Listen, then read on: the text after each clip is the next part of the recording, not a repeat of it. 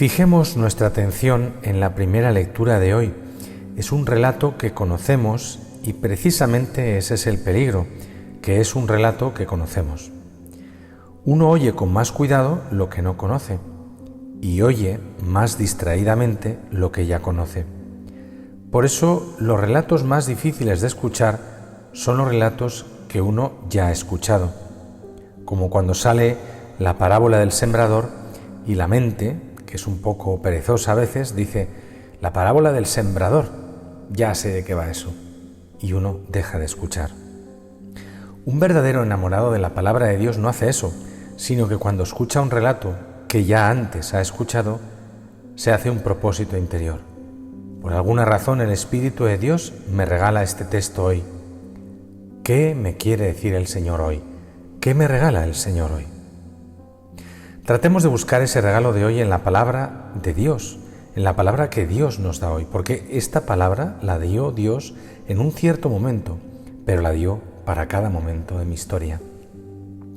En la primera lectura de hoy podemos asomarnos al palacio del faraón. ¿Qué es lo que se discute ahí? ¿Cuál es el ambiente que se respira? La atmósfera es de miedo. El temor del faraón se apoya en tres cosas. Primera, los israelitas viven en Egipto, pero no se han asimilado, no se han unido a los egipcios ni se han mezclado con ellos.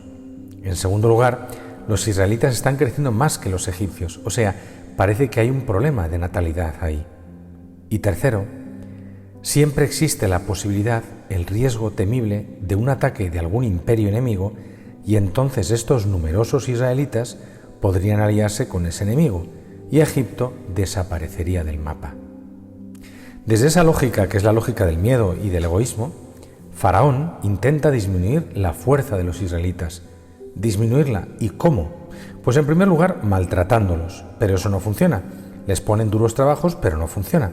Entonces da otro paso, oprimiéndolos. Ya no se trata solamente de mucho trabajo, sino se trata de una verdadera agresión o injusticia. Y el texto sagrado anota algo interesante. Mientras más los oprimía, más se multiplicaban.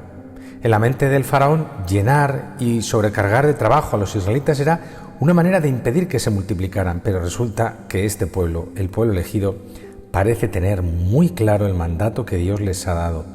Es necesario crecer, florecer, multiplicarse. Entonces, Faraón da otro paso más. Si no funciona lo del trabajo excesivo ni lo de la agresión, entonces pasamos a la planificación familiar, entre comillas. De un modo drástico, claro. Matamos a los varones, dejamos con vida a las niñas. Entonces su propósito es forzar la mezcla étnica entre los israelitas y los egipcios. Lo que él quiere es forzar que se produzcan esos matrimonios mixtos, vamos a llamarlo así. ¿Y por qué los hebreos no se mezclaban? Pues no se mezclaban porque se sentían herederos de una promesa. Los hebreos sentían que pertenecían a una promesa. Toda la historia del pueblo de Dios está basada en promesas y la primera de esas promesas es la que encontrábamos pues hace unos días en misa, cuando Dios habla a Abraham y le dice: de ti sacaré un pueblo. Los hebreos se sentían hijos, descendientes de Abraham, descendientes de la promesa. Sentían que los egipcios, no importa lo que hicieran, eran otro pueblo, eran otro cuento. Ellos se sentían los herederos de la promesa, sentían que su vida, que su familia, que su ser provenía de esa promesa que Dios había hecho.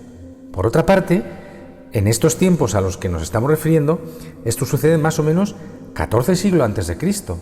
En estos tiempos la pertenencia a una familia, la pertenencia a una cultura y la pertenencia a una lengua y a una religión y a una tierra, todo eso estaba muy mezclado. Pertenecer a una tierra era pertenecer a una cultura, a una familia, a una religión. Todo eso estaba muy combinado y la religión de los egipcios era una religión radicalmente incompatible con la fe de los hebreos. Ellos no se mezclaban porque se sentían herederos de una promesa y en ese sentido tenían una esperanza, y ellos no se mezclaban porque tenían una fe que no existía entre los egipcios. La historia va a continuar y sabemos que se dirige hacia un hombre llamado Moisés. Pero por ahora miremos estos datos tenebrosos de un imperio que solo miran por sus propios intereses y de un faraón lleno de miedo. Descubriremos a lo largo de la historia que todos los imperios tienen que implementar políticas de control natal, todos los imperios, ¿verdad? Y descubriremos a lo largo de la historia que Dios, a través de sus pobres, se burla de las políticas de control natal de todos estos dictadores, ¿verdad? E imperios. Los imperios siempre intentan adueñarse de la vida. También los imperios que conocemos en nuestro tiempo. ¿Y por qué digo esto?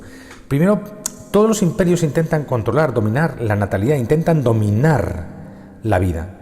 Y segundo, Dios sabe meter sus goles, Dios sabe cómo conduce la historia. Y tercero, nosotros, si tomamos en serio la palabra del Señor, debemos tomar en serio el misterio de la vida, desde el primer momento hasta el último. Tenemos una responsabilidad frente a la historia. El asunto de defender la vida, luchar contra el aborto, defender la familia, no es un asunto solamente de principios, que lo es, y sagrado. Es también un asunto de supervivencia. En ello estriba el rostro que tendrá el mundo en los siguientes años.